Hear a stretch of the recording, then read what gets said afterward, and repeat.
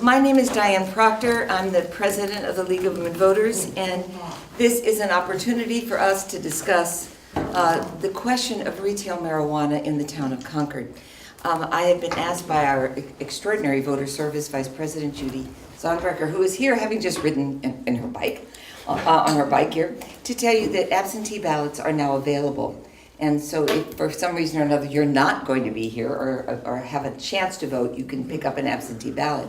And on the back is the precise wording of the ballot so that you can see that and review that today, if you would like to, in anticipation of the voting you'll be asked to undertake on June 12th.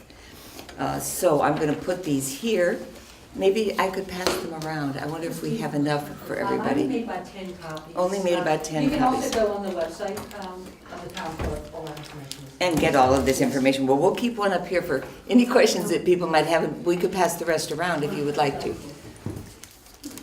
We're extraordinarily fortunate this morning to have with us some people who have thought a lot about this. We'll start with Dr. Eden Evans. I'm Dr. Deb Green. You're not Dr. Eden Evans. Oh, I was going to say, you don't look like the little bird. Dr. Deborah Green. Well, for heaven's sake, welcome. Who is an expert on the question of addiction, and in particular attention, since I've heard her speak, of adolescents and their engagement or not with this kind of with marijuana, and then Tom McKean, who is the chairman or the chairperson of the select board. Carl Packer, who was the chair of the FinCom and still sits on the FinCom, and Dean Banfield, who presented at town meeting a very thoughtful amendment recommendation to the town's marijuana vote, and it didn't win, but he had some interesting things to say and will help us think about the other perspective in terms of the use of marijuana. After each of these people has had a chance to speak, we will then open it up for questions from the audience. I do have one question that the League has asked me to present to the group. Okay. Good morning. Diane said I am Tom McCain, the chair of the select board. And Diane asked me to kind of just give a brief overview. The special town election will take place on June 12th. Polls open at 7 a.m., close at 8 p.m. The last day to apply for an absentee ballot, which we all have now, but it's Monday, the June 11th at 12 noon, and the last day to deliver the absentee ballot to the town clerk's office, either by mail or in person by a family member, and the postmark does not count, they have to actually receive it, is June 12th before 8 p.m. The issue, majority of voters in Concord voted in favor of question 4 on the 2016 state election ballot, entitled Legalization, Regulation, and Taxation of Marijuana. Subsequently, the state enacted General Laws, Chapter 94G, Section 3. Under that statute, towns where a majority of the ballots were cast in favor of question 4 must submit any bylaw limiting the type or number of marijuana establishments or prohibiting such establishments altogether to voters for approval. On April 11th of this year, the town meeting proposed a bylaw that I'll discuss below and voted to submit it for approval to voters pursuant to Chapter 94G. A yes vote on this question would prohibit any marijuana establishment as defined by Chapter 94G, Section 1 of the General Laws, from operating in Concord. The prohibition would apply to marijuana establishments, including, and without limitation, marijuana cultivators, independent testing laboratories, marijuana product manufacturers, and marijuana retailers. So it's not just marijuana retailers that this bylaw would apply to. Any testing facility would be prohibited from Concord. Any cultivation would be prohibited from Concord. The prohibition would not apply to registered marijuana dispensaries that dispense medical marijuana. And if the ballot question is approved, the Cannabis Control Commission, a statewide commission created by the legislature to promulgate regulations and review license applications for marijuana establishments, would be required to deny licenses to applicants who propose to operate marijuana establishments in Concord. A no vote disapproves the bylaw, meaning the prohibition described would not take effect in Concord. The question then... It's a little counterintuitive. Yes. So I think that there is a number of kind of issues that people need to understand.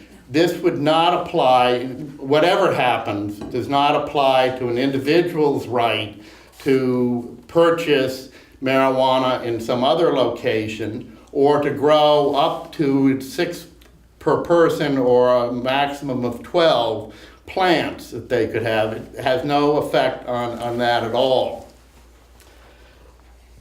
It does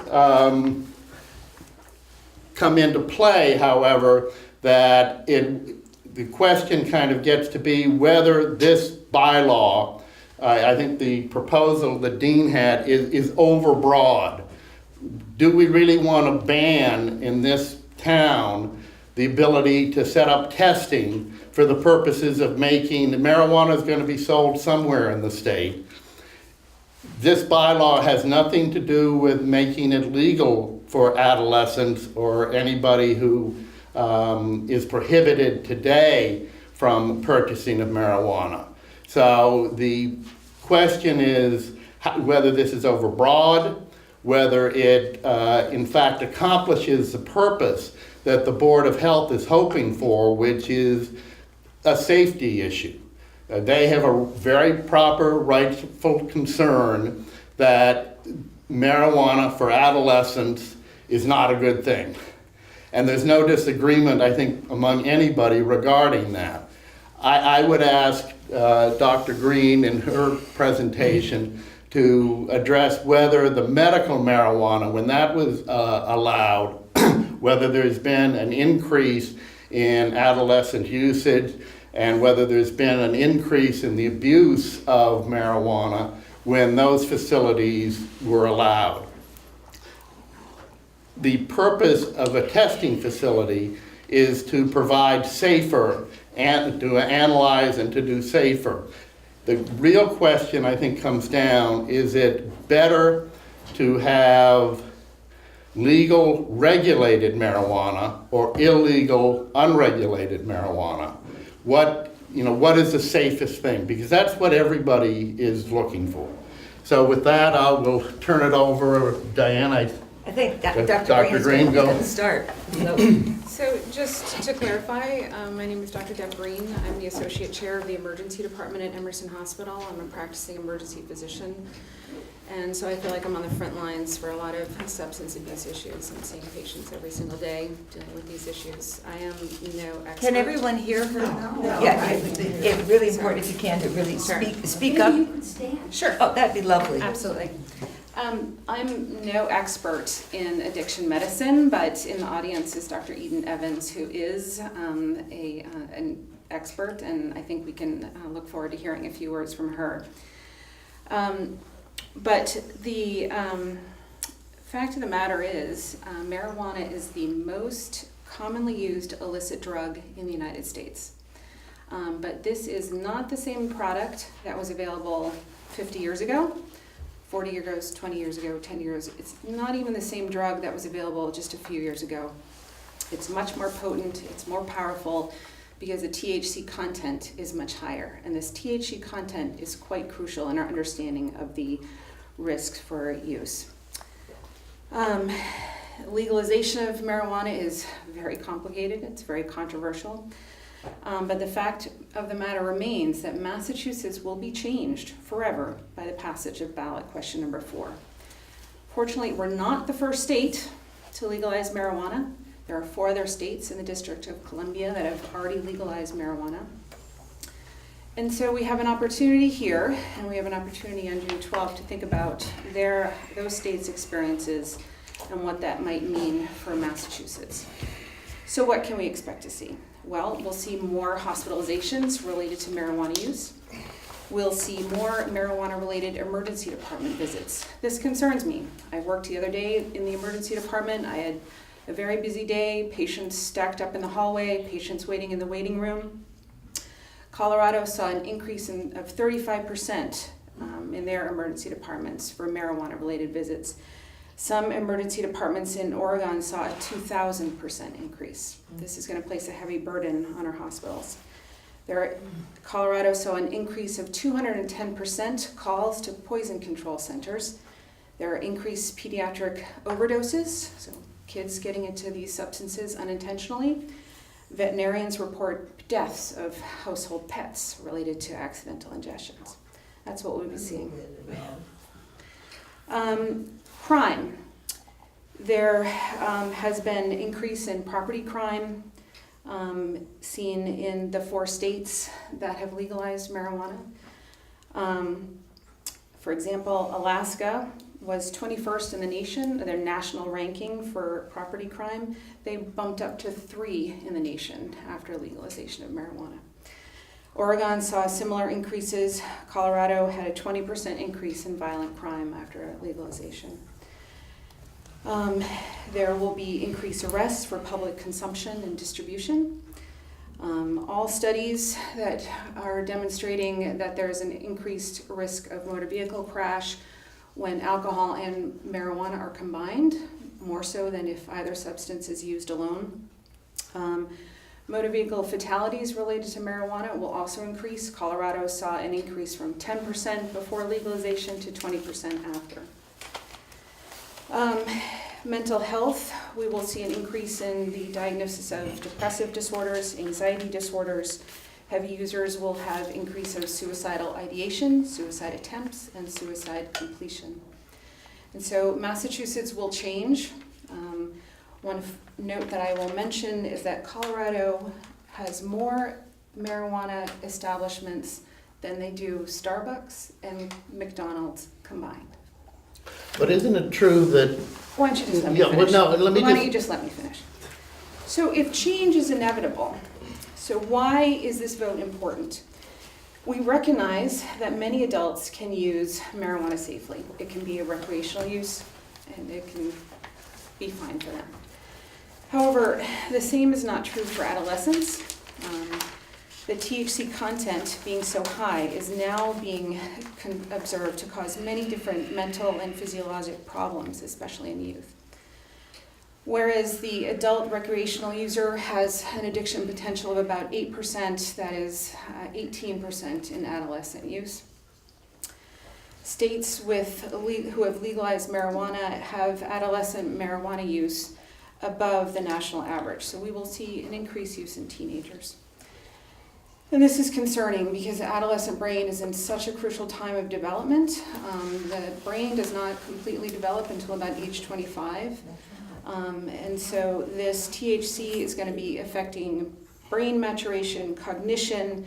We're going to be seeing less high school graduations, increased school suspensions. And we already know what our youth and adolescents are doing because we have youth risk behavior surveys that are done every other year in our school systems. And we know that they're already using marijuana, they're using edibles, they're vaping. We know that they've already got access to this, and we haven't even started to see the retail establishments. So the problem is that increased availability and a decreased perception of harm is strongly associated with rising rates of substance abuse. There is a definite trend that people believe there is decreased risk of harm with marijuana. In fact, adolescents surveyed feel that marijuana is less harmful than alcohol. A survey of adolescent drivers in Washington revealed that they actually felt that their driving improved after they smoked marijuana. So retail sales would normalize the use of marijuana. And the Board of Health does not feel that this is healthy. So again, the question is, if someone can drive 2 towns over and buy marijuana, what's the point of having Concord go through this? I mean, isn't it a moot point? Well, the fact of the matter is, data is showing that marijuana dispensary density is linked to increased use among youth. So the more densities, the more dispensaries that are out there, the more youth use there is. And this also correlates with property crime rates. The higher the density of dispensaries, the rising rates of property crimes. So the Board of Health brought forth Article 30 at the town meeting, and we encourage voters to vote for on June 12th because it sends a message that we care about our youth, okay? We believe that public policy has outpaced the science. We have a lot to learn about marijuana. We're gathering data from states. We can always opt back in. This is not a permanent change. I think we can take the time to learn what other towns are doing and see the changes in our communities. But this is a very different product out today. The THC content is very high.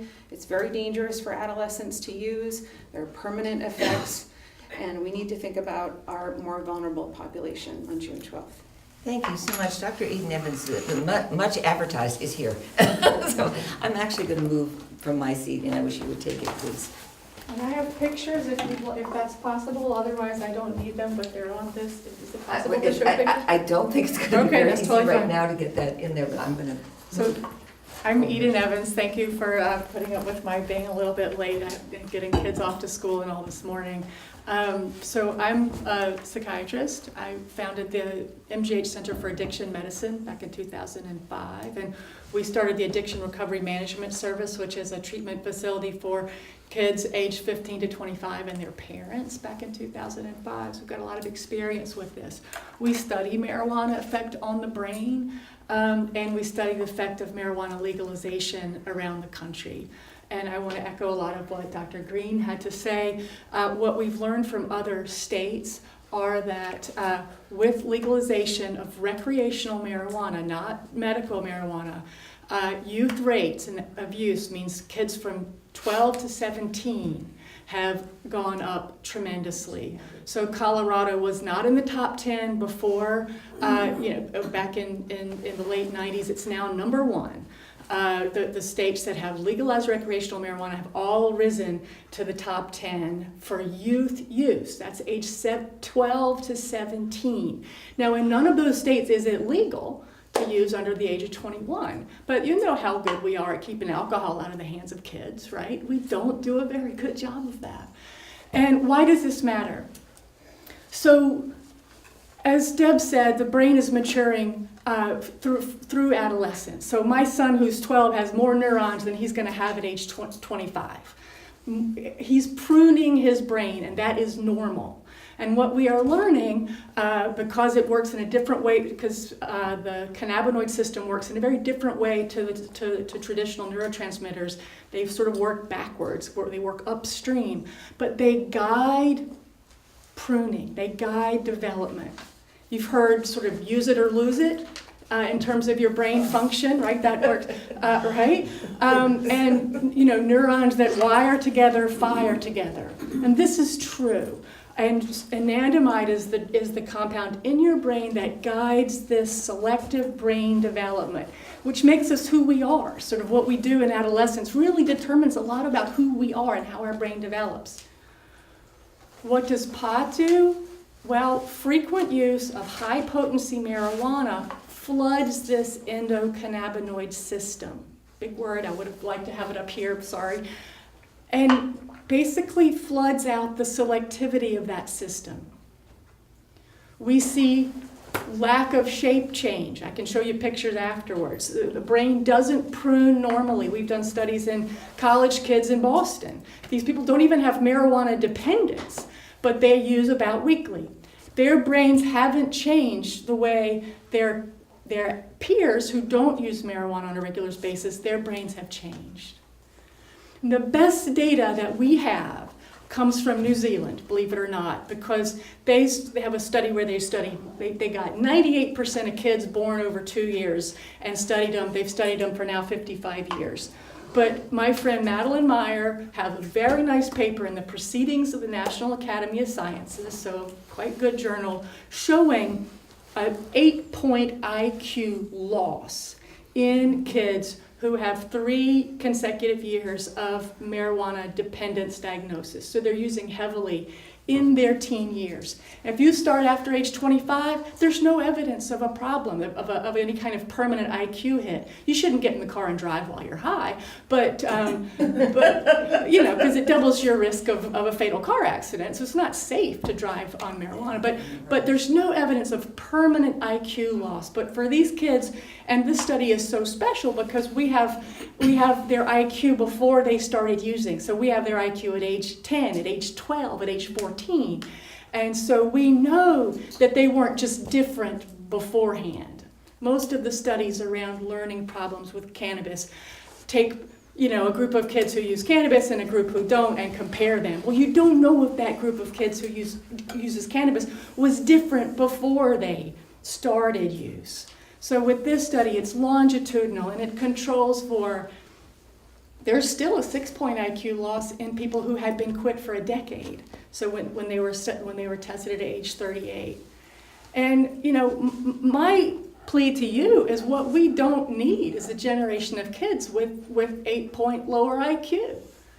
And the very simple fact of fewer places around Concord selling pot candy will mean fewer kids use fewer times. You know, it's just a simple public health intervention, right? Just reducing the density, reducing availability, reduces kids' use. Doesn't reduce adults' use so much, but it certainly reduces kids' use. And I would respectfully counter the sort of, I think, the data show false dichotomy between legal, regulated marijuana and illegal, who knows what's in it marijuana. Because what we've seen in Oregon is since legalization, a majority of the pot grown in Oregon is on the black market. It's cheaper. It's not taxed. So they can undercut the taxed, regulated, packaged, tested marijuana. Over 500,000 samples of in the stores marijuana in Colorado since 2012 have been pulled for illegal contaminants, pesticides, etc. We haven't learned how to do this well. And as a physician who does not want more business from addicted kids, I've urged Concord. I've given a talk, you know, I've urged Lincoln, certainly Lexington, Bedford, Westford, Weston, have banned commercial pot establishments. Winchester allowed in a testing facility only. Lincoln is about to vote. Sudbury, there are a number of, people are voting. Connecticut and Vermont, both super liberal politically, certainly Vermont, have both just voted down again recreational marijuana because at the state level. And the policy is clearly ahead of the science. The policy for medical marijuana is ahead of the science. I don't know any other medicine, that we put on the market by popular vote. But recreational marijuana is commercially aimed at kids because that's what makes sense from a business standpoint. You're much more likely to get lifelong customers if you get them using as kids. So the market in Colorado has shifted. Over 40% is now edibles. So this is sweet drinks, ice creams, candies, chocolates, lollipops. Now what we're seeing is vaping. So does anybody know what juuling means? A couple. Yeah. So this is a very well-educated audience. Mostly, I wouldn't know other except for, my job and my 16-year-old who's, at the high school, juuling is the thing. Well, vape shops will have Juul pods, with THC oil in them. So you can hide them in your hand. They don't have a smell. You can vape in class, blow it down your hoodie, and that's what's happening. So it's happening, but it'll happen more if we're selling it in Concord Center, at 9 Acre Corner, in West Concord. And so I would urge you to vote and to get your friends to vote. This is going to be a low turnout election. This is the only thing on the ballot. And to vote to opt out of everything. You know, I come from North Carolina. My grandfather ran a tobacco company, and my father, before the science had caught up with the business. And I tell you, there's a lot of regret. It was the #1 business in my county, Granville County, North Carolina, was growing tobacco. Something that people's lifelong hard work went into causing harm to other people. So I've spoken to the farmers in the town. Steve Verrill voted for the opt-out at town meeting, talked to me beforehand, and I saw him raise his hand. I would sort of urge you to move with the selectmen, which is it doesn't pay to be out in front on this issue. We've not learned how to do it well. So, and there's a lot at stake. So I'm going to stop there. Thank you. And I'd be happy to take questions after. I'm just in the question of medical marijuana. Has there been, as a result of medical marijuana, any studies of the adverse effects of that? Sure. So in the states that have had it longer than we have, there's increased use. But there's much more increased use with recreational marijuana. For Massachusetts, we have an NIH grant to study this. It's exceedingly difficult to get medical marijuana still. It's actually, it costs $200 cash on the barrelhead to see a marijuana doctor. Places like MGH, our policy is no marijuana. We don't recommend it because there's the lack of evidence and risk benefit. So you have to go to these specialized pot doc shops. So there's Inhale MD on Mass Ave in Cambridge and Central Square. There's Canamed in Framingham. So you have to go seek out. People can't get it from their regular doctor. It costs $200 just to see, or $250. So it's fairly heavily regulated. It's well, depends what you mean. It's had low uptake amongst the medical community for good reason. So it's hard to get it. It's not well regulated because what's in the pot is not well regulated or tested. So we've now sent. Isn't that the purpose, as I understood, the purpose of kind of the testing facility is to try to get marijuana that does not have. Right, but the devil's in the details, and the Cannabis Control Commission by statute has 2-to-1 industry advocates sitting on the commission versus public health minded people, professionals, put it that way. So the devil's in the details. There's not a lack of testing facilities. There's a lack of regs requiring testing facilities. So we have over 100 people in our study right now who chose to take medical marijuana. We sent their blood to a very fine testing facility in Colorado, one of the oldest, and half of them think they're taking just CBD, cannabidiol, which doesn't get you high but has anti-inflammatory properties. It's undetectable in their blood, or it's urine we're sending. It's undetectable. So they think they're taking it. It's on the label of the stuff they're buying at the dispensary. Brookline's the biggest dispensary. That's where most of them go. It's not in there. So it's just not, this is not an industry that has figured it out yet. Thanks. Terrific. Dean, can you talk with us about your, about the proposal you made at the town meeting? Sure. And give us some perspective on the other side, not for adolescents, which I think everyone can agree is worrisome. But for consenting adults, I grew up in a generation in which a lot of my friends smoked marijuana. I happen not to have, but I didn't smoke, and so it was just not part of my growing up process. But there certainly was plenty of it around, and obviously of a different density and a different intensity at that time. It's not the same drug. I understand, Yeah. but at any rate, can you talk with us a little bit about all of this Sure. from a slightly different perspective? Yeah, the proposal that is being championed by the Board of Health is an outright ban on all marijuana activity within the town. There are a number. No, not medical, it's not medical. Well, you're doing the best you can to stop everything. No. And nobody has applied for a medical license in Concord. We have a zone, they can, It's but not there's for not, medical, there's. it's not for You personal. didn't allow me to interrupt, so it's probably better you don't But, interrupt. yeah, so, yeah. So anyway, my amendment, which I brought at town meeting, was to take those elements of the emergent marijuana industry, which are not interacting in any way with the public. They're not selling it to even legal adults. And they are, a value to producing well-regulated and, well-understood product that can then enter the retail market. So we have a bill in front of us, or a vote in front of us, that will stop anyone from growing marijuana.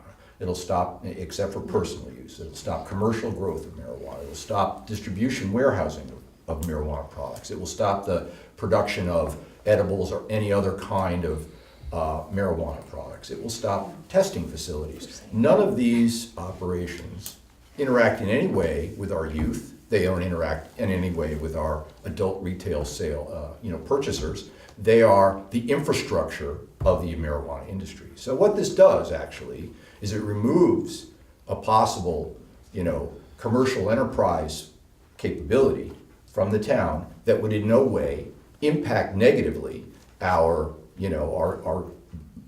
youth who are at risk.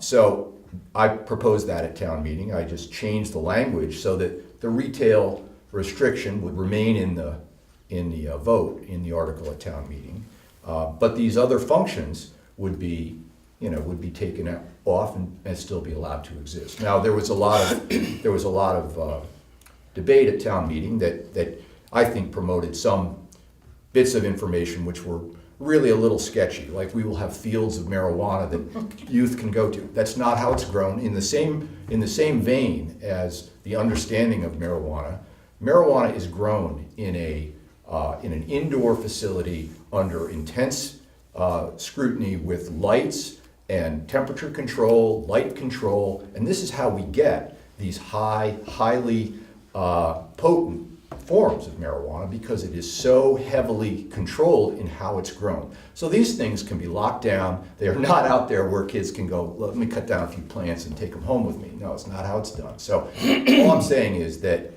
I was trying to move an amendment that would allow these functions to exist. It didn't pass, my amendment did not pass. And so the only thing we have to vote on is an outright ban. Everything's gonna stop, we're not gonna have anything, okay? So that was my amendment. Just to add a little spice to the conversation, I will just say that I'm kind of a live and let live guy. If we're gonna have retail marijuana, I don't think it's gonna change the character of the town if the all-town gas station at Crosby's Corner is all of a sudden selling marijuana products. Or if the Dunkin' Donuts convenience store on the eastbound side of Route 2 is selling marijuana products. I don't think the town we're all gonna fall into the ocean because our town character has gone away.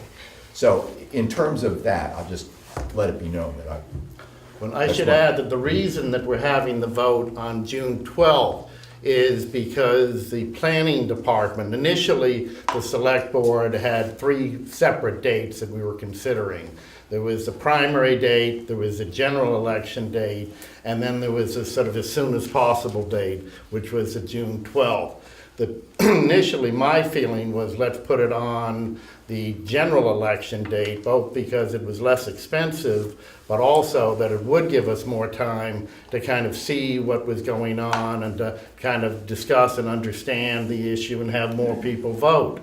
The planning board said they wanted to have it as soon as possible because if there is a no vote, then they would need sufficient time to put in regulations for the protection so that it probably wouldn't be in places like the 7-Elevens or the Cumberland Farms. It would be restricted to a very particular area. It would be controlled.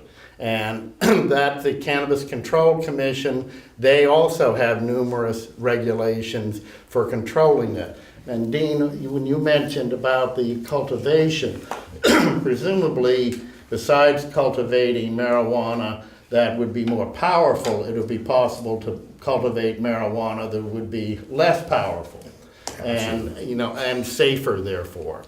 So I think that that's where, and if you will, the testing aspect of it, I think that there is, one thing I would point out, Colorado was the first state. Colorado that legalized. Colorado, I think, gets something like $2 billion in tax revenues. They just let it run rampant. Massachusetts can learn from what happened in these other states. So I'm not sure if they're very important for us as a learning tool. I don't think they're going to be something which is a model for us. One second. Well, okay. Yeah, I just had a question on you finished, I just had a question on the planning board. We haven't finished with the panel. Yeah, No, we're yeah, gonna let's- get- Let's, yeah.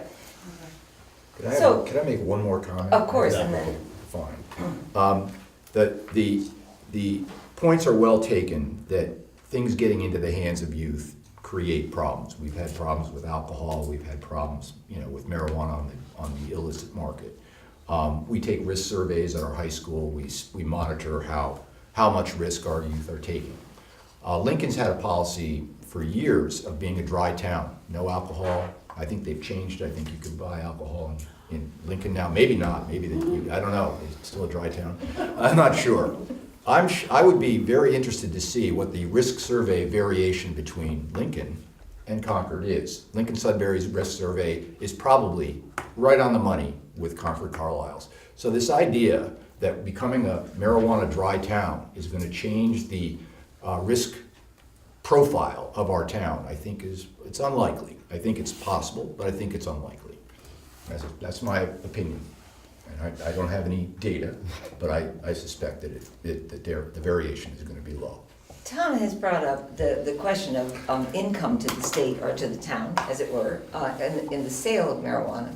And Carl, could you give us some sense for the efficacy of the argument that if the town were to sell marijuana, we would have more money?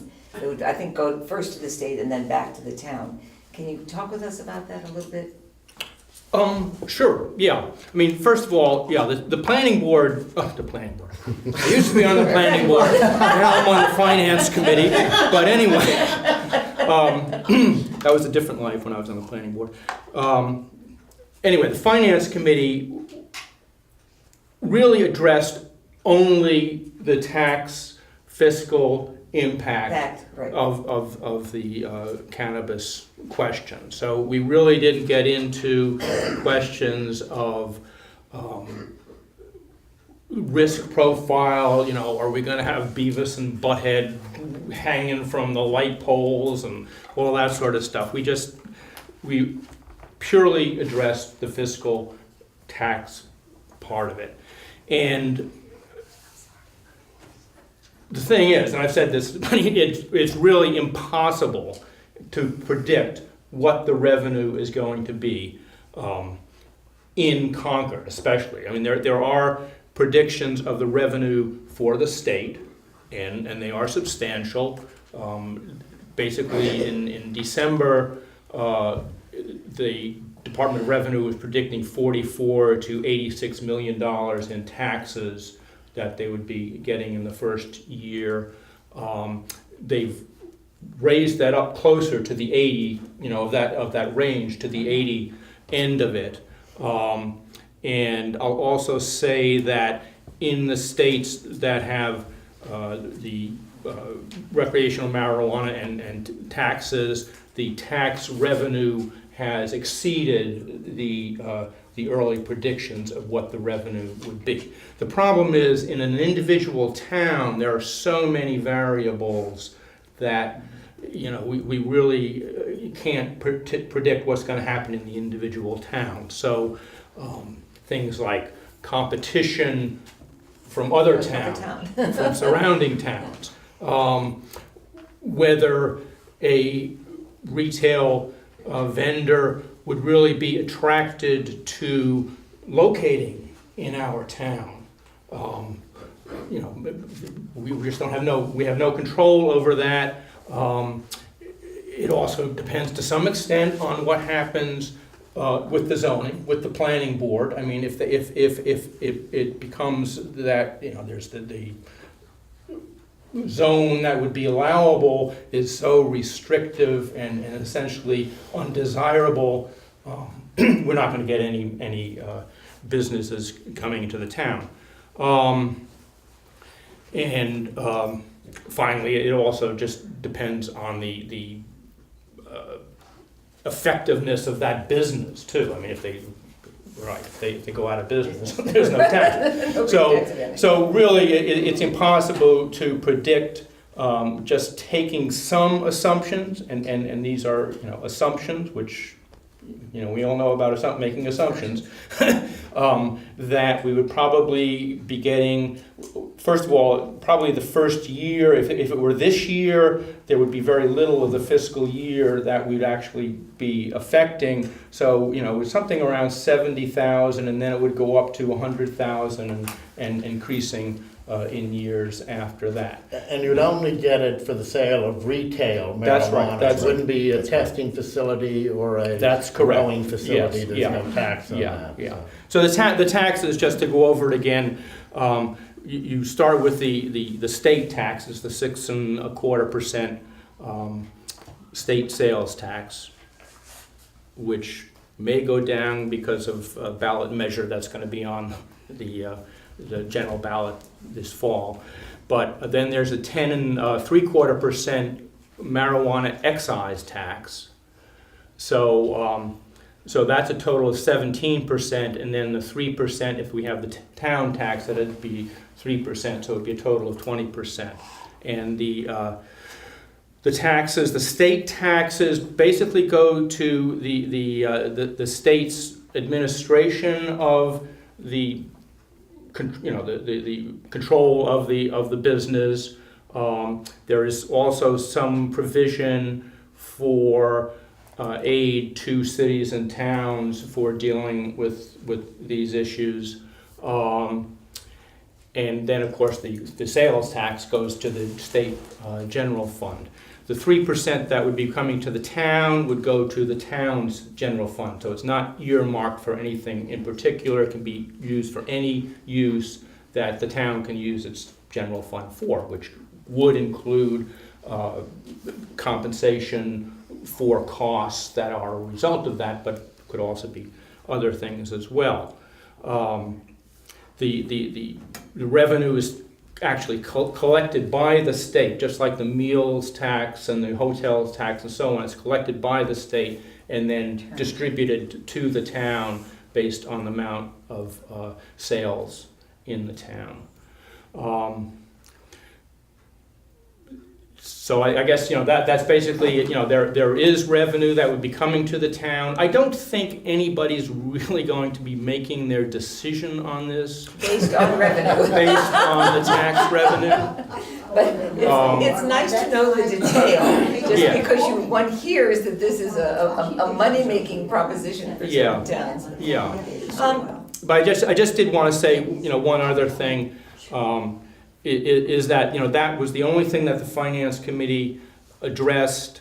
And I'm not really seeing much of another side to this question. So, you know, people are being presented with information and basically saying one thing, one side of this question. There has been really no other side to this question addressed in this whole process. In the whole process. And of course, I'm not here to do that. In case. Could you clarify what you mean by the other side? The other side of the question? I'll try to take that on. At town meeting, the town meeting was offered 11 minutes of advocacy for a warrant article by the proponents. There was no countervailing minute of any counter proposal. We just then went to citizen comments. that was a fairly lopsided presentation at town meeting. So I think what Carl is alluding to is pretty clear. There was advocacy for the warrant article, silence, town debate, vote. And there's very little of that here. I'm not really a big, quote, proponent of marijuana retail establishment. I'm just sitting in a chair because I made... Graciously agreed. I graciously agreed, somewhat honest. reluctantly, because I made a proposal at town meeting to just cut retail off from all these other functions, because those don't interact in any way with individuals. Well, let me So read that's the- why I'm in this chair. I'm not here to say, wow, let's all go out and smoke some The pot. New York Times. Is that what you meant? Is that what you meant? Yeah, I mean, there are certain facts that are presented. There is, I mean, I hate to be getting into this because this is a big question, you know. There is a rebuttal. And nobody is making that. I'm not an expert, such as you folks are. What's the Really, I'm rebuttal to not. lower IQs? What's the rebuttal to long-standing brain changes? What's the rebuttal to that? Well, The some people rebuttal, I some people think, could- I don't know. I don't have the information on that particular Yeah. piece Right, of I it. know, I'm just saying, I mean, The rebuttal, I there think, may is... not be a rebuttal, because there Well, may not but the be Cannabis data. Control Commission would have, you know, we have not had them come out, they haven't kind of come out and acted as an advocacy point of view. There haven't been people from the business side, if you will. Oh, they'll make a lot of money. And I think that we don't have today even somebody from the planning board who might be able to describe a It's all number right, of it's the all right. restrictions You're doing your best. that You're would be doing your put in. And the issue of safety of developing a marijuana that would be regulated so that you do away with the dangerous items that you Yeah. can smoke or the gummy bears, and there can be a number of restrictions put on retail. But that's not what's happening, unfortunately. I think there's a It safe way it to hasn't do yet, it. but it, you know. It's not in the regs in Massachusetts yet, but that's the thing, the regs are still evolving. So we don't know Yeah. what the industry in this state is gonna look like, because the ink, it's not only the ink's not dry, a lot of the ink hadn't been put to paper yet for what the regulations are. I had a question, did the Finance Committee look at cost of policing, cost of,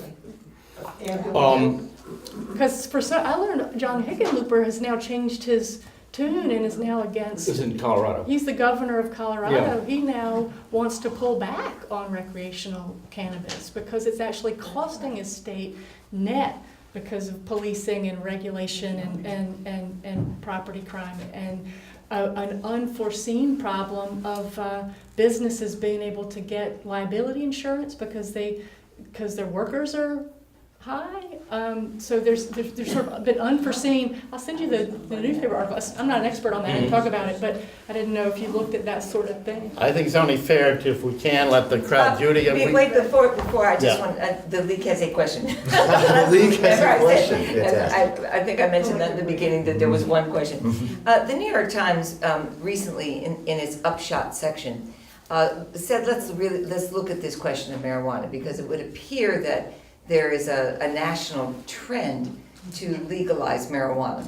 And the people who speak about it are trying to get it out of the hands of those people who sell it for illicit profit and try to make it a more regulated and a more uniformly controlled product and out of the hands of people who are perhaps using it for less attractive reasons. And so they did a pretty comprehensive study, and here's the conclusion. They certainly said that smoking it has all the deleterious effects that Eden mentioned with such grace about, cigarettes. I mean, there's that's not good. They suggested that adolescents, it diminishes mental acuity. It slows down their motivation to study.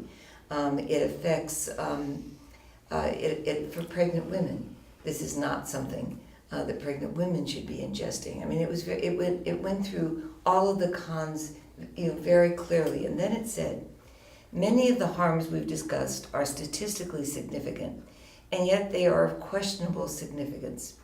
Almost all the increased risks are relative risks. The absolute or overall risks are often quite low. We haven't focused on the potential medical benefits here. But many people use pot, even rationally, for benefits they perceive to be greater than the harms we've listed. We unquestionably need more research, and more evidence of harms may emerge. But it's important to note that the harms we know about are practically nil compared with that of many other drugs, and that marijuana's effects are clearly less harmful than those associated with tobacco and alcohol abuse. People who choose to use marijuana, now that it's easier to do legally, will need to weigh the pros and cons for themselves. Having that, I was surprised by the conclusion. Having many paragraphs on why it is deleterious, it tied the article up with that statement. I would love to hear us discuss that conclusion a little bit, and to also say that there is significant anecdotal evidence that people with bursitis, that people struggling with debilitating arthritis, that people taking cancer drugs are helped. Now I'm talking about adults. Children's Hospital is actually giving, and MGH is actually giving to children who are undergoing cancer treatment. They're actually using some cannabis in order to eliminate the pain with which they're struggling. So I guess I would love to hear some discussion about that, and the fact that for adults to be able to gain access to those genuine adult discomforts right now is very difficult, to say the least. And so can we hear some brief discussion about that? More of a medical. I'd be happy to speak to that. So first off, the harm, the relative harm. So alcohol is clearly a neurotoxin. Alcohol raises your risk of crashing your car 5 to 7-fold. Used heavily throughout the lifetime, you shrink your brain. So, you know, this is true. Marijuana has a bigger risk when used in development than alcohol. On learning, on risk for other addictions. So there's a period of vulnerability that I believe, as far as we know right now, is not lifelong. So there's that. And tobacco, you know, is a no-brainer. Yeah, it's the only consumer product to kill half its users when used as directed. But we have a lesson to learn, because the cannabis industry really is following many of the tactics of big tobacco, and I think it is important to really be savvy and to use our critical thinking capacity and not be really seduced by the idea that some people will make a lot of money. Some people will make a lot of money. I mean, peddling an addictive substance is a good business model. So there's that piece. The relative risk. So a 6 to 8 point IQ loss is yes, that's relative to your baseline, but that is a highly significant. I mean, I don't know how much people are paying for Kaplan courses and private school, and then to have children lose that kind of IQ. I think the relative risk. So the relative risk of schizophrenia, you increase your risk 7-fold if you're exposed to high potency marijuana in the teen years. But it's still a minority of people, vast minority of people who use marijuana who are going to get schizophrenia. So there, it's a relative risk for something that's rare at baseline. You can increase it a lot in a relative term, but still it'd be a rare. Marijuana is neither necessary nor sufficient to cause cannabis, but it does increase your risk for psychosis.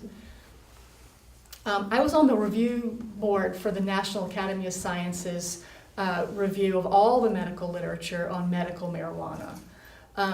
The harms are clearly documented. There are a few well-established, there's a few things for which there's moderate evidence for efficacy. Certainly I was involved in a pediatric seizure study at MGH for cannabidiol, but this is something that we bought from a pharmaceutical company. We know what's in it, we know the concentration, et cetera. It's called Sativex from London. It works, we think, pretty well for certain kinds of pain. We need to understand more. And then also for multiple sclerosis, for spasticity. But you don't need gummy bears and ice cream to have that. You don't need a market that's marketing to the general public to access it medically. So we decriminalized marijuana years ago in this state. We have medical marijuana, which is, could be made, the bar could be lowered for people to get their hands on it. Insurers don't cover it because there's scant proof for efficacy. But we don't need retail pot in order to help people who've got nausea from cancer. I mean, you can buy THC. My mother was on THC she's got dementia and to stimulate her appetite. She's on 10 milligrams a day of dronabinol. It's THC solubilized in sesame oil in a capsule. And did she have to go to a specialized doctor to get that? I mean, you said her doctor could not prescribe it. Anybody can prescribe dronabinol. It's the medical marijuana that's leaf form, candy form, whatever. No, anybody's doctor can prescribe dronabinol and do. You can buy that at CVS or West Concord Pharmacy. That clarification is helpful. Yeah, so THC is available as a medicine in 5 and 10 5 and 10 milligram capsules. Thank you. So, could I make Dean, a comment and then here? let's open it up for. I guess what I would posit here is that what we're doing in the state of Massachusetts may be somewhat experimental because there are very few states who have stepped into this fray yet. However, I haven't heard anything over here that says that marijuana for adults is deleterious any worse than alcohol. Now, we tried an alcohol prohibition in 1930X, but it didn't go very well. That the culture is such that adults want to have some fun. It just is what it is. And it doesn't seem to impact your IQ.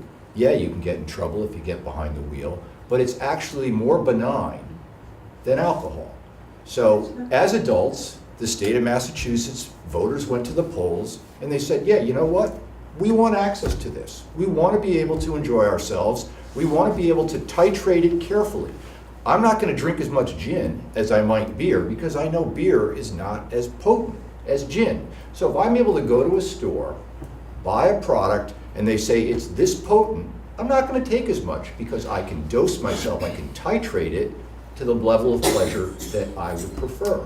So having a regulated place where I could buy it, where the vendor can tell me, this is like buying a bottle of gin and this is like buying a 6-pack of beer, or wine in the middle somewhere, I'll know how much to ingest, I'll know how much pleasure I'm looking for, and I'll know to stay home when it's too much.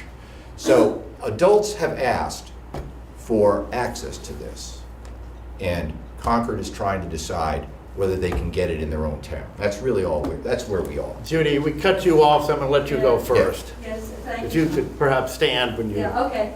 My question, I mean, this is all a very good discussion, but it strikes me, we're back discussing whether we should vote yes or no for the ballot issue, which is a done deal. I'm interested in what does this mean, what does this mean moving forward for Concord? So my questions have to do with the planning board, and what can the town regulate and not regulate in terms of, we've talked a lot about retail establishments, but for instance, if someone chooses to come in and set up a growing operation, is that considered agricultural and take over agricultural land? Or is that considered industrial? If we vote we vote yes on this ballot measure on June 12th, it's not a binding, I mean, we could change it in the future. Does that mean that the planning board is going to continue to study the question and come up with, here's what we can do and can't do in terms of regulation of retail establishments? for instance, as a town, can we say it's okay to have a shop or a testing facility, but it's not okay to have a place where you sit there and ingest it like a cafe? So I'm just curious about what can we and can't we do as a town, and what are we going to do as a town if we vote yes on this? Are we going to just say, we're going to ignore it until it comes up again, or are we going to continue to study the issue in terms of being prepared for when it likely will come up again? And I'm thinking specifically, not so much about the issues that are just being discussed around medical issues and children, et cetera, but rather what can we regulate from zoning, and what does it really look like, and what does that mean in terms of town services? You know, if we have somebody coming in to set up a growing operation, what's the impact on the amount of water they're going to use, electricity they're going to use, that type of thing. So I'd like to bring it home to the town if I could. But, I think, so- Carl, you were on the planning board, you said, so you've had more knowledge. You slipped into that one, I'm afraid. Oh, boy, yeah, Bounce so, into you. yeah, wow, okay, well, back when I was on the planning board, this issue was not even on the horizon.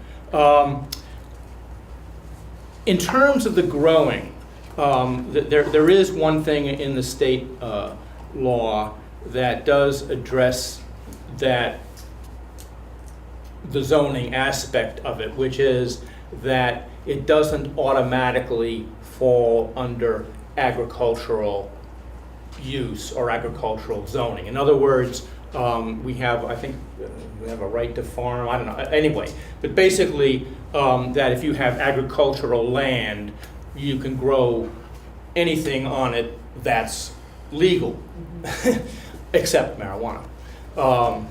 And the town would have control. So the town could allow it on agricultural land.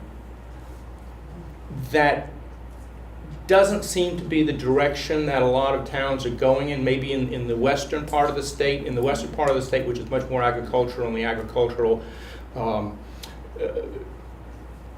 economy is much more important, farmers are looking to have that as, you know, allowable on agricultural land, but it may or may not be the way that it happens in Concord.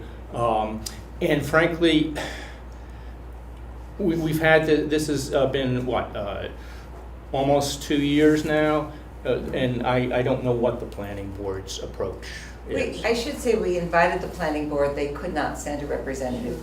Yeah. So I'm sorry they're not here to address this question directly. I think it's going to be terribly important, depending on how this vote goes, for us to, actually not depending on how the vote goes, since it would only be a moratorium, for us to continue to bring questions to the planning board about the future direction and how they might use things. Dan?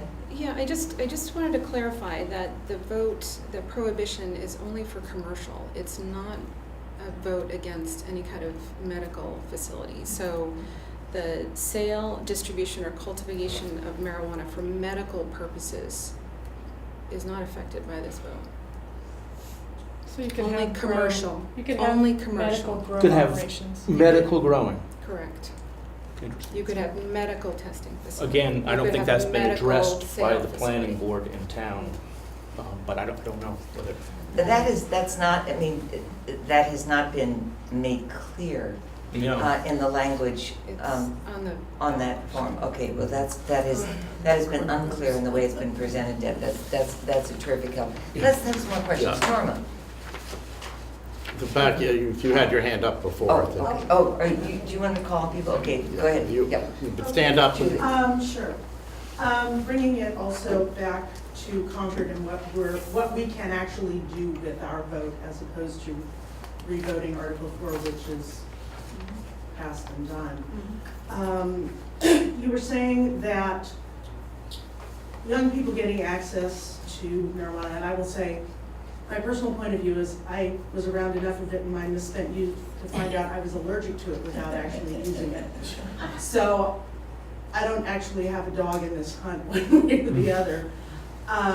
But if we don't sell it at a retail establishment in town, we're talking about sort of the density of retail sales being related to how much access kids have. Do we know what that number is from other places? How much do you have to reduce the density in an area to actually impact youth access?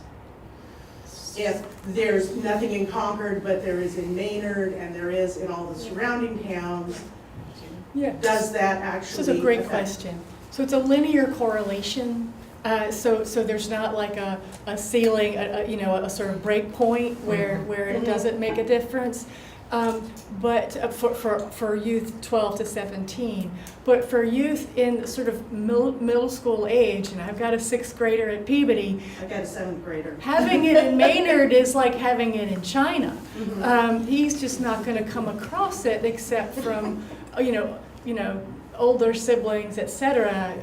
Do we see this in actual data from other places? Yes, that it so realizes? absolutely. She was Because she was talking about density, but Yeah, not real numbers and what the curve looked like. Yeah, so the that's Monitoring the what I wanna Future know. survey and the National Survey on Drug Use and Health both show perception of risk and density of basically availability having direct impact on youth use. And And it's linear. it's linear, Okay, as far as for the data. I've just at one point in the Warren article, it states that the prohibition would not apply to registered marijuana dispensaries that dispense medical marijuana. So that it doesn't describe that it does not apply to testing facilities or to production. It's only talking about For medical. dispensaries For medical. for medical. So just a clarification. But I believe you had a question. Yeah, I will try not to be verbose, okay? In the 70s, I was on the school committee, the regional school committee, Concord, Carlisle. And I was chairman twice, and at one of our meetings, we voted on finding the proper smoking area for the students at Concord, Carlisle, because they were smoking everywhere on campus. Yeah. This historically tells you where we have been and what have we learned or not learned. I had 3 boys that went through the high school, and 2 of them were potheads. And no, I mean one was really a pothead. And I remember at the bicentennial when we were marching down toward Colonial Inn, and there was Ford. And you look up on the top of Colonial Inn, there was my middle kid and other kids that had been potting that morning, waving, to the President of the United States. Anyway, and after I left here in the 70s, I went to California, and I had come from Stanford University and moved here and then went back. But anyway, the Browns, Pat and Jerry, have made California into a wonderful state. Maybe you in Massachusetts don't think so, but it is a wonderful state. And Jerry's leaving, and he's not going to be governor anymore. But basically, they've dominated politics for years. Jerry was a pothead. And let me tell you what he said. He did not support legalization in California. He said, I tell you, America, you better be careful, or we're all going to become a bunch of potheads. And I think this is someone who's had the experience. I have now a granddaughter who's going into Concord Carlisle High School, and I have an 8-year-old. And it was very difficult for me to accept that Concord might possibly have one of those establishments here. I am not approved. I can tell you a bunch of 60-year-olds in Concord who never got over the habit, okay? And they do smoke in their home. But haven't we learned that the brain is not fully developed until you're 24 years old? these children now have to worry about the school being invaded with somebody with guns. And now we're also going to set up establishments here. And I think we need to But, restrain ourselves as adults and protect our children. Thanks. I think the point is the state, what we do here is not going to change what the state vote is. So that, if you will, marijuana in Massachusetts is going to be legal for people over the age of 21. The question is probably how best to make it safe. And, it always strikes me the one legal substance that is harmful and addictive, the tobacco, that's been something where the use of it has gone down. Not by making it illegal, not by necessarily, they restrict the sale to younger people, but it's by having people understand that it's dangerous. But That it's it's taken- something you don't get started with. It's taken 20 years of really hard work and a 40 lot years. of money Yeah. from public health to But reduce it's that worked. risk, and But it's do you know still. how many deaths there are due to tobacco every Oh, year in sure, this no, country? I agree. Do you understand? 440,000 deaths, nearly 500,000 people die every year from tobacco. And it's because entrenched economic interests have kept it available everywhere. I mean, everywhere. Finally, CVS doesn't sell it, but so. The younger people are not smoking it in nearly the same degree. That's right. We tried to prohibit, I guess the only point I'm making is that we've had it illegal, marijuana, in the state. It's gonna So stay legal. the damage, that in terms of making it illegal, unfortunately, doesn't prevent.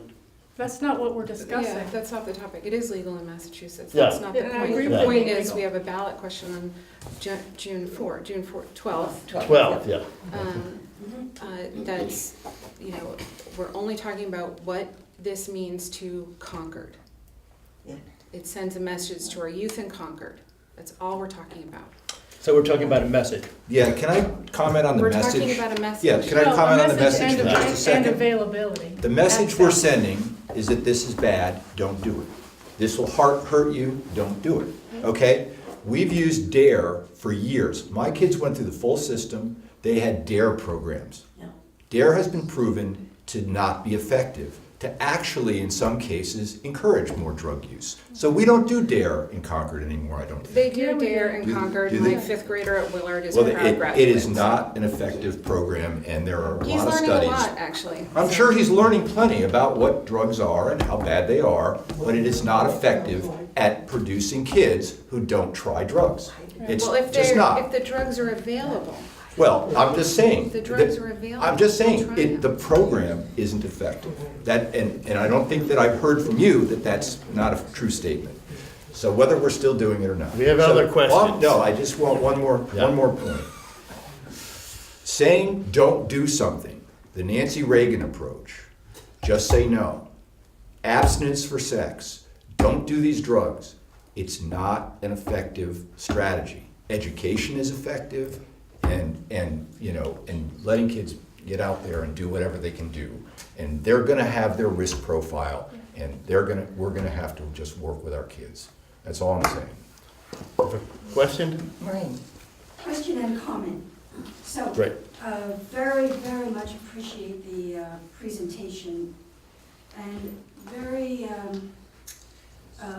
I take very seriously the public health issues that are raised.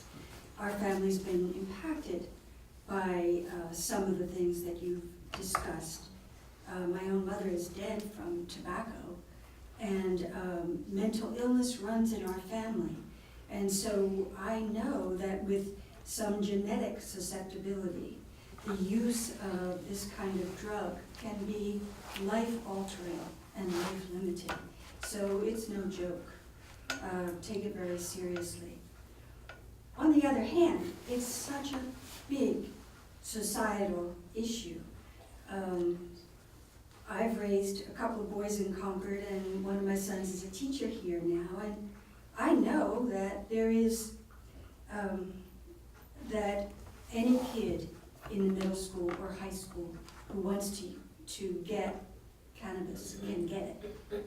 And so in a way, our adult community is fooling ourselves if we think that this is not already available on a kind of underground market in Concord. So the biggest question that I think we are facing is one that's been raised several times. How do we address this using the resources that Concord has in a way that helps it to be safe for our community and for our kids? And just one other kind of enveloping, very broad question, which I don't expect anybody to really resolve for us. The larger question of the well-being of young people in the state and in the country is really connected to this. For generations, kids in less affluent communities than Concord have suffered socially life-limiting impacts of being found with illegal marijuana. So in other words, African American or less affluent communities, their kids have suffered life-limiting effects of much greater incarceration and so on from using and dealing with marijuana. So there are very large public health issues that really address social health issues that we have to address. So what I want to say is I think Concord people are really smart, and the kids in Concord are really smart.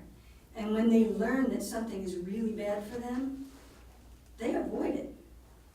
So my question is, how do we turn the resources of this particular town to the best use in this very large social well-being question, health well-being question, and family well-being question? I want to thank you for that. That was an eloquent and nuanced question for a discussion that's too often oversimplified. I'd like to respond to a couple of your points and then Please. share. So kids who really want drugs in Concord can get them. Seek them out, absolutely, no question. What we're talking about is sort of flooding the market a little bit. Like I was talking about flooding the brain. It's flooding the market. So that just out of boredom, I can imagine my son. Well, if it's around, if it's in a brownie, if it's not like leaf that you have to smoke or vape or whatever, they'll try it. More of them will try it. So it's simply a public health, just ameliorate, just restricting access a little bit. One of the most galling findings from Colorado to the social justice issue is, of course, it's still illegal for kids under 21 to possess marijuana. So you know what's happened with youth arrest rates? I had a slide. They've gone down for white kids, 8%. But for black kids and brown kids, arrests have actually gone up. It's just, because there's more around, so the more of them have it, it's still illegal for the kids under 21 to have it. So there are actually more arrests for people of color in Colorado after legalization of recreational marijuana than before. And as to your idea about your question is what do we do, I would love to, if you start conversations along those lines, I would love to be a part, to listen, learn, and talk, because we are trying to design treatment programs for not only the kids but their parents who have diagnosable stress reactions when their kids have got an addiction. We're actually treating both. It's a major problem. And Pot Shop has just gotten a license to go in on the first floor where our addiction treatment program is on the 4th floor in Boston, and that's what tends to be happening. Towns, put the addiction treatment sort of over there, and that's sort of where they're now allowing the pot shops to be. So But I think also in your comments is, adolescence is a time of, pulling away from your parents. It's a time where you listen to your peers. It's a time of risk-taking behavior. You try things that you know are bad and you try to get away with them. That's the definition of a teenage brain. And our adolescents are so stressed. I mean, I have a sophomore in high school. I mean, she's really stressed, So I think that kids are really stressed and they're listening to their peers and they're trying this risk-taking behavior. And, if we have this increased availability, I think it's a recipe for disaster. Well, we've seen it in state after state. Right. More availability equals more use. Right. For Can I ask? kids. Yeah, sure, yeah. Yeah. In terms of, quite often, this comes up in conjunction with opioid use and opioid addiction. Could you address the use of marijuana or the role of marijuana in getting away from opioid addiction and how I think that? it's the opposite. Hmm? I think it's the research is showing it looks like a gateway drug. So, Okay, yeah, so actually, yeah, that's a predictable answer. okay. Yeah, so you're actually, people. I think there is on a statewide- a countervailing. Right, set so, of- yeah. so on a Yeah. statewide level, Colorado saw fewer overdose deaths after the year after they legalized. So that's in, millions of people. Now the overdose rate did go up the next year, but they did see that, and it was in JAMA, that was published in a high-profile journal. The very nice. So that means, okay, let's look at this. This is on a population level. Is this true? So then you look at it on a person level. Within people who've used marijuana, what happens down the road? And a very big study, I think it was JAMA Internal Medicine, was published last fall, showed very clearly, and I can pull the paper, I have my laptop, that for people who try marijuana, they have an increased risk for for non-medical opiate use, for an opiate use disorder, and there's a trend for increased overdose deaths, and simply because they're thankfully more rare. But the use of cannabis in treatment of opioid addiction. This was malpractice. I would only add that I think if there is a no vote, so the planning board has to come up with regulations, there still needs to be a lot of citizen input. And that's the time, I think, that, you all can raise concerns and issues, and it's gonna be valuable for the planning board. But the planning board has pretty wide authority in terms of restricting the number, restricting the location. I don't know for certain whether they have the ability to restrict what is in fact then sold in retail. But my guess is there's no reason why they can't do that as well. So, if there is a no vote, there's certainly no reason that you feel, okay, now it's just rampant and whatever else, and our decision's been made. Citizens can have an enormous input. Yeah. Hey, Tom and Diane, thanks for throwing this together. Rob Carter, Concord Journal. I just wanted to check. So linear can mean anything from a vertical line to a flat line. Do we have the study or the rate at which that actually goes at, just so I can check in and see what? So I can pull the slide for you after the talk. That'd be fantastic. So I haven't seen national data, I've seen statewide data for Washington, statewide data for Colorado, so it's different. And I would mention that there are certain things, the statute is pretty broad, pretty directive, so that if we do have recreational marijuana, we can't limit the number of establishments. It's tied to the number of alcohol establishments that we have allowed. So it's a percentage. So you can't just have one. We couldn't say no, and you round up. So if the percentage. So I forget how many we could have. Is it 4 in Concord and West Concord? It's a certain percentage of the establishments. So the statute does tie the town's hands to some extent, which is less so for medical marijuana. The town has much more authority to But the regulate. location. Location is regulatable. regulatable. If you had, going to have 4, you could require them all to be in the one particular general location. I think there'd be howling, but yeah. Well, let them howl. We're used to howling in Concord. so. Robin. Yeah, and And the other thing I just wanted to check in on is, I didn't hear you say that teen use is higher now than in Colorado than it was before. It was is. legalized. All right, they just came out with a federal study that, it's probably comparing different studies run different ways. I just read a Washington Post article, I think a few days ago that had basically the exact opposite stated. It peaked in 2014 according to a recent federal study, and I know this administration isn't particularly on board with marijuana use, so I was surprised that a federal study did that, because I know the state ones have been more positive in the past, because obviously it was benefiting the state financially, but just the fact that there's conflicting data. Yeah, on Deb that. has the data here, she'll That'd be show great. you. Yeah, There's it's- one pretty flawed survey, but, which is countered by 3 other surveys that have been running for many, many years with I think, state-of-the-art methods.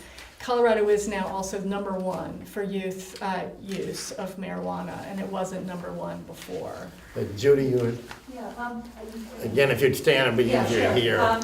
Suggestion and then another question. The suggestion might be for, I don't know if it's a select board, but to maybe list out some of the facts that we were just talking about in terms of the way the law is structured. I didn't realize it was tied to liquor license. I mean, that for me as a resident, other residents may find that useful.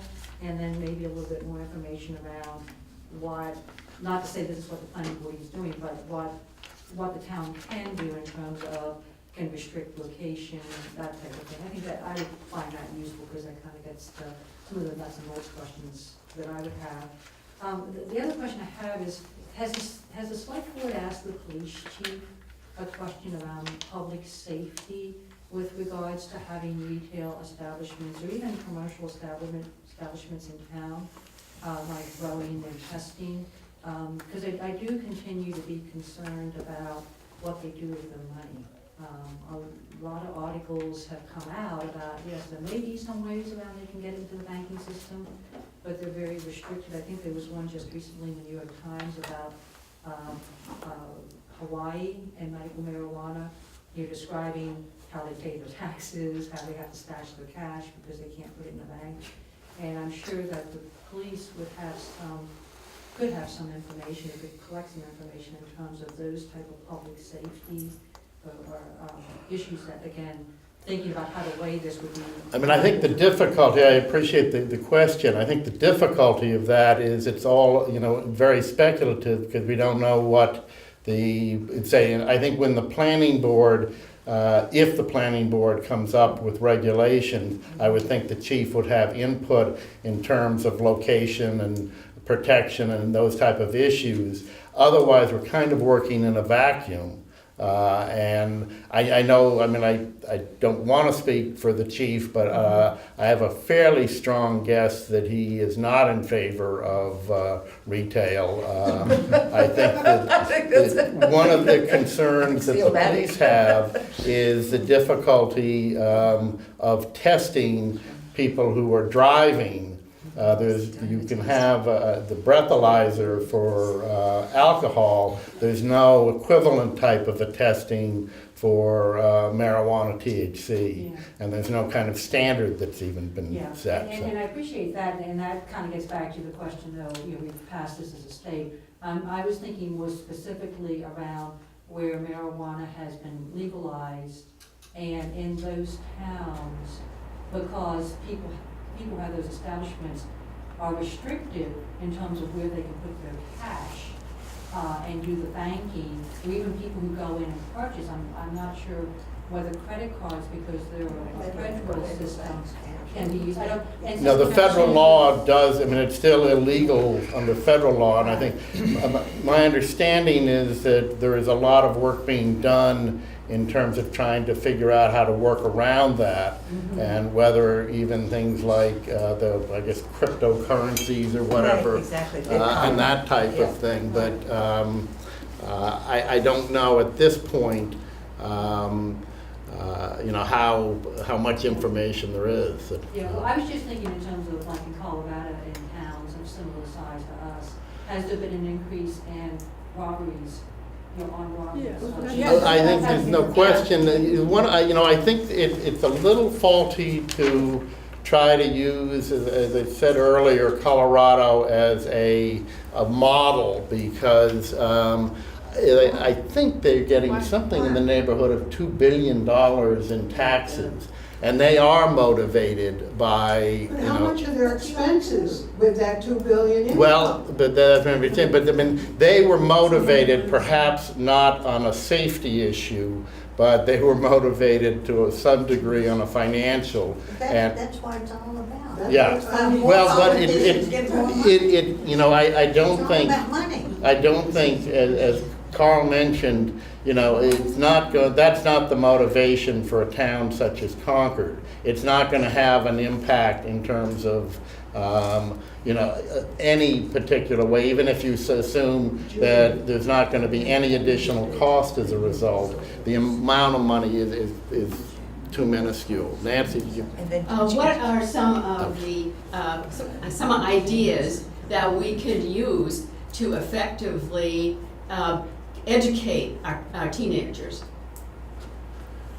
I would show them the law. Ask the Don. Yeah, but I mean, I think the first thing, it's illegal.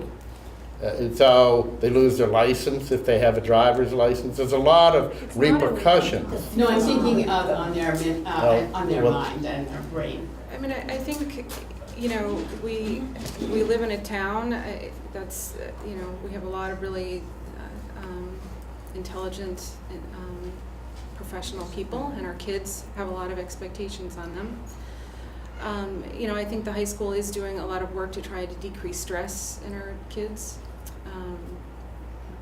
things like that. But I mean very specifically on the These risks. facts are fairly, No. about the loss of Well, IQ. it would be Fairly great to go persuasive. into the Yeah. school and educate them. It would be great for the school board to allow changes to the curriculum to go in.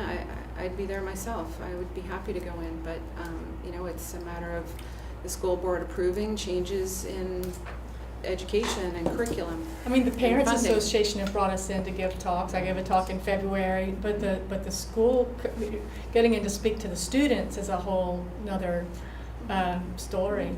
I mean, the education around alcohol, drinking and driving, and tobacco, is very effective and with a huge budget, So the thing that's starting to work, I think, for kids, worked for tobacco, which was, what is the name of it? The Truth Initiative now essentially portrays tobacco smoking not as this rebellious, independent thing, but you're being a pawn of these guys in suits who are billionaires, and it's really the same. And so that it's the same people in some cases that are getting into a multi-billion-dollar industry, and so there's that.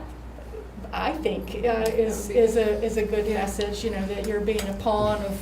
You're making money, at the expense of your own brain. When I give talks, I try to say it's worth the wait. Wait till grad school. I'm about as politically I'm as liberal as you can get, but unfortunately, this has been conflated with liberal politics. When it's just. Science is a dirty word in this country. Hopefully not in Concord, but more and more. And so. Telling let us hope kids. it's not a dirty word in this country. Let us hope it's a dirty word among some people in this country. Some parts of this country, you start to wonder. But I think that aiming at that, I couldn't agree more with the just say no. And the people who need to just say no are the people whose prefrontal cortexes aren't as activated when they need to say no. So just the people who need to say no are less able to say no. So that strategy doesn't work. We've seen it, and the neurobiology makes that make sense. So Nancy, I think it's a great idea, but you need a budget. And that's one reason when I've given talks around town, people say to me, why don't we know this? And I said, well, because the pot industry has been out there, and you know, And people remember what it was when they were young, and. That's right, Nancy. Yes. Yep. Tom, Nancy Yeah. Brown was Yeah, was sorry. big, I think, and then First off, I want to say that I've discovered that Diane and I have a lot in common. I was in Berkeley in the 60s, but I didn't know how to smoke. But I'm new to Concord, and I'm finding lots of this fascinating. I love Concord. I think it's a wonderful community, but it is a very discreet community, and all these things that you're saying about the need to educate our children and the risks of marijuana, those are going to be true whether or not marijuana was legalized in Massachusetts and however we vote on this. So my thought and my question is, isn't there a real element of not in my backyard? And that if marijuana is now legal in Massachusetts, I'm not convinced. My question is, why should we ban it in some ways in Concord and say, okay, you guys go to Boston? Because I'm guessing that there will be enough students who are going to go, okay, we'll get it and bring it back for our fellow students. We can make a little money that way. I mean, I think the NIMBY argument is valid, but I think when you look at the data that shows that decreased density of establishment yields decreased use, I think that's a very powerful argument to not have an establishment here. And I also think, Maynard, getting marijuana in Maynard is like going to China for our kids. It's a very different. you reduce harm. Yeah. You reduce harm. I mean, and 87 towns so far have voted to opt out of retail marijuana. I think that was the number in March that the Globe published. yeah, that's in the article that's in the Concord Journal, the column from the league, and I should just remind us that the reason, some background information on the June 12th vote follows Massachusetts voters legalized recreational marijuana at the polls in 2016, and Concord supported the referendum. Now, this is the 2016 referendum to make marijuana safe and legal in the state by just 193 votes. 5,725 were in favor of marijuana in the state, and 5,532 were against. So the importance of this forum is to give education to people so that we understand the implications of that vote. Given the proclivity or the tendency on the part of Concord in the past to say yes to the state, now the question is, will that same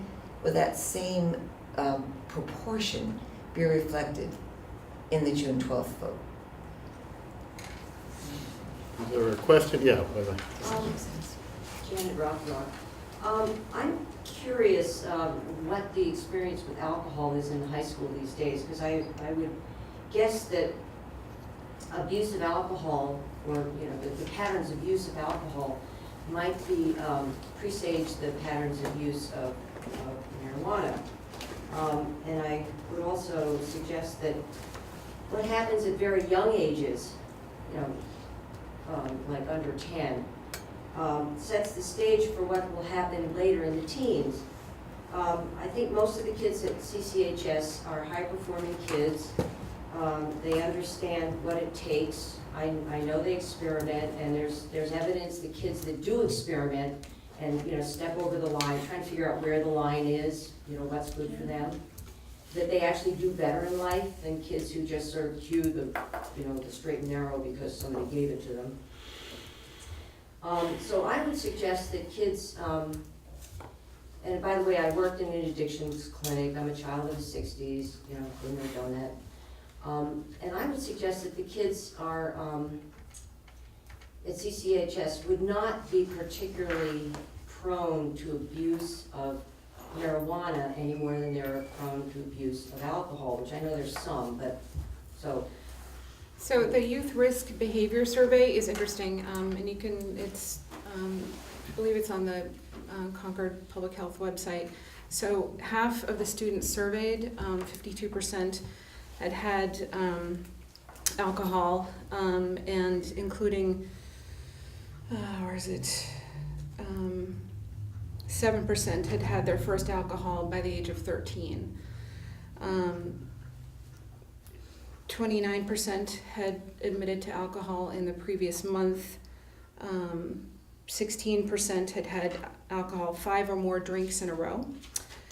A quarter of high school students reported having attended parties in homes in their school district where alcohol was used by teens. I can go on. What's the response rate, the denominator you're talking about there? Well, the Youth Risk Behavior Survey is sent out to like 13,000 kids in the Emerson Hospital aggregate, so all the towns. So it's a very. It's sent out, but what's the response rate? I don't know, I could get it for Okay, you. because I'm just wondering if the kids who are answering are representative. Usually these are underrepresented, if anything. Right, I mean, it's been raised before that, do kids take these surveys seriously, and, are they just bragging about them on their survey? But the surveys do have some very, valid data that's held up over time. For example, the one done in 2016 said that 13% of students had considered suicide and 4% had actually attempted suicide. So that's not data I really want to disregard. No, I understand that.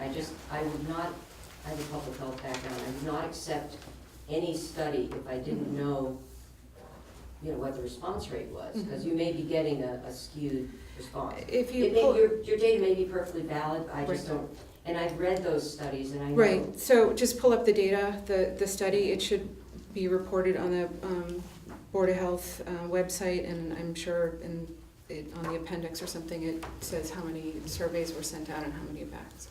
Yes, I People wanted tend to. to respond when they have something to say, and it may be people who are vanilla don't respond. Thanks. You got a question? Yes, I wondered, what is your assessment of the frequency, let's say, or the percentage of students involved currently in nicotine vaping, and how you think that this might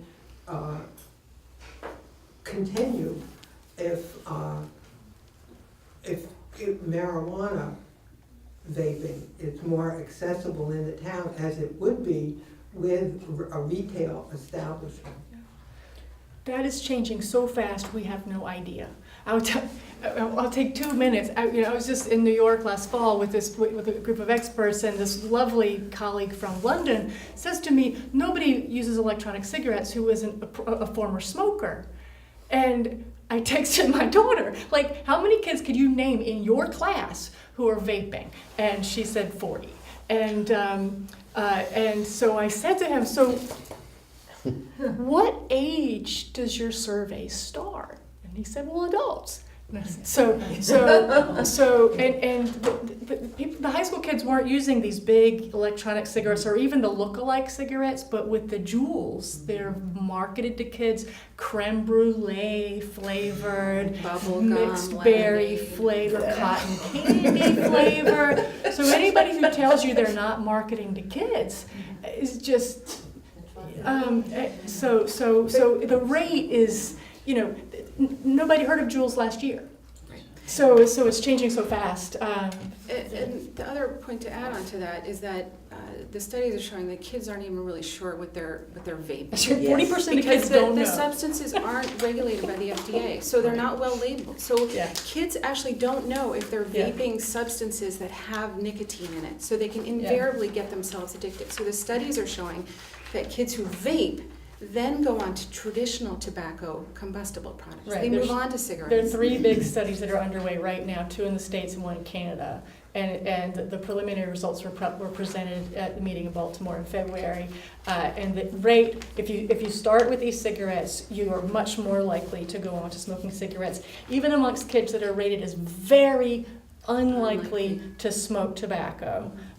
So it changes people's risk perception. And so those who are very unlikely before they start vaping to smoke tobacco, are smoking tobacco. And I think it will only get worse with increased availability of marijuana. Kids will be able to get these little cartridges, waxy substrates that they can put into the vaping devices, and they'll be able to vape that. I mean, And it's 98% THC, whereas what was around in Berkeley in the 60s, 2% THC. And I just saw it. You know, yeah, so, and so it's hard to titrate. And one of the things that I think we have done right in Massachusetts, one reg that I think is set in stone, is that a serving of an edible is a serving. It's not that a serving is this much of a chocolate bar.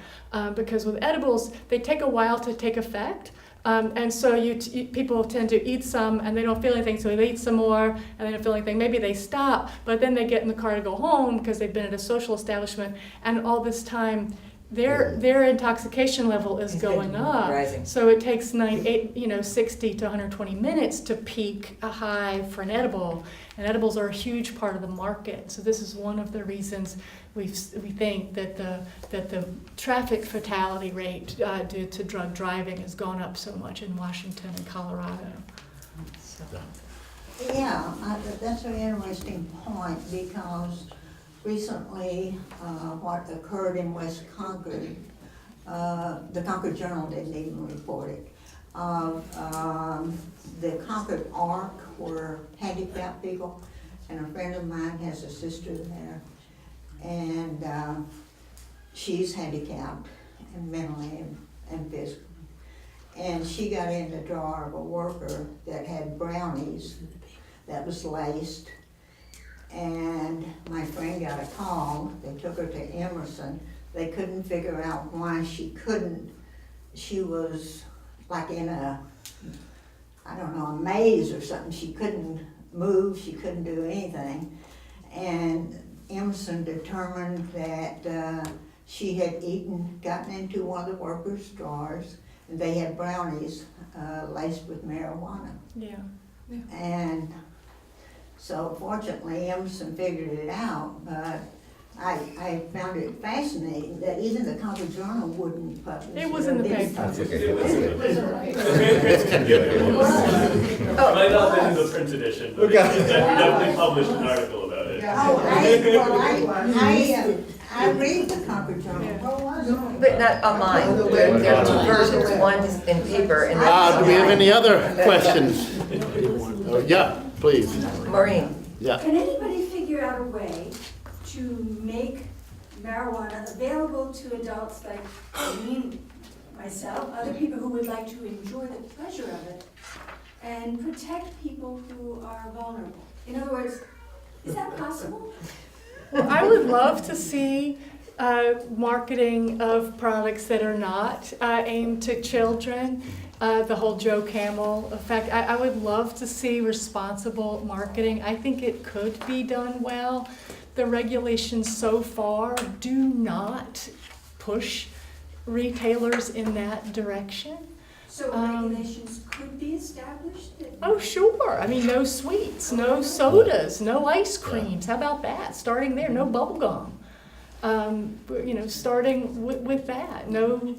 So I think there are ways to do it. They just don't maximize profit.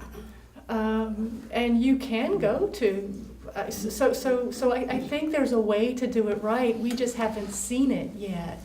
And I do think we have to take our to see what's been done so far in other states and assume this is what we're doing. And the fact that the Cannabis Control Commission is stacked by statute with business interests, cannabis business. Subscribe to a listserv if any of you want to know what's coming. So subscribe on your computer for as long as you can stand it to the Cannabis Business Insider, CBI. You'll see what's coming. And it'd be nice to, and then if we could put our heads together and think about how to do this right, that's what's really needed. Yeah. So we would really be like ostriches if we imagined that this isn't going to be subject to tremendous marketing forces. Well, this will be back next, if we opt out this year, we'll be back next year, and it'd be like the bottle band that never would die. It never dies.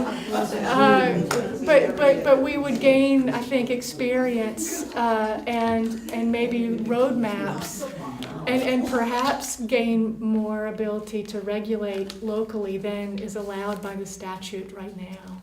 And more of the statistics out. Right, and then we're coming to, Yeah. and I do want to say that if you go to the Boston Globe, you will see a map right now, by a colored map that will indicate which areas in Massachusetts have already legalized it and are planning on retail sales, which have established moratoria, and all of the other variations in between.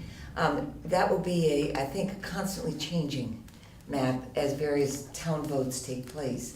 But they've been pretty good so far about tracking that in Massachusetts, and you can find that online. Is there an updated one since Uh, March? There was an update, the last one that I read was about 3 weeks ago. So that's where I got the statistics actually for the article that appeared in the Concord Journal. And they actually had a misprint, which we ended up replicating, and so I should apologize for this publicly, both to the Concord Journal, which is that in fact they said 41.5% as a margin. It should have read 51.5%.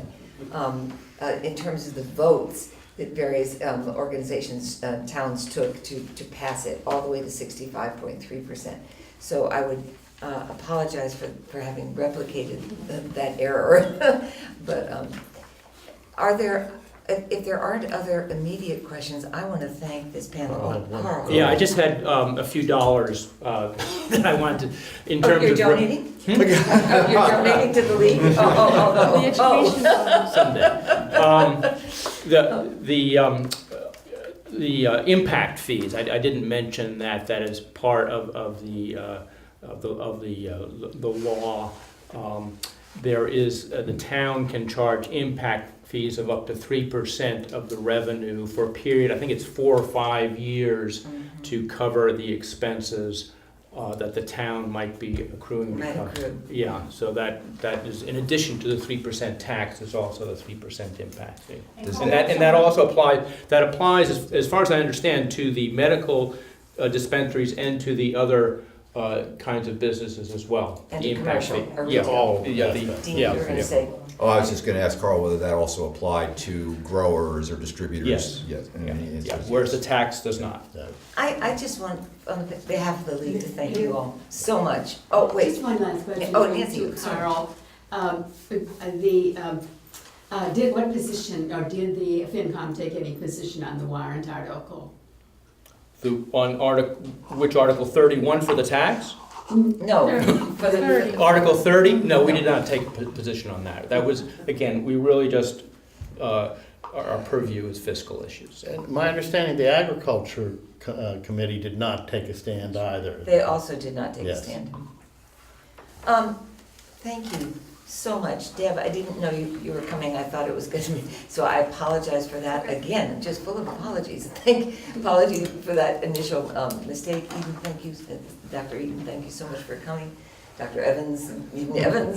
I'll get it all straight. What are these? Tom, thank you so much. Carl, thank you so much. And Dean, a particular thank you. Because you agreed to sit in the hot spot and you did it with verve.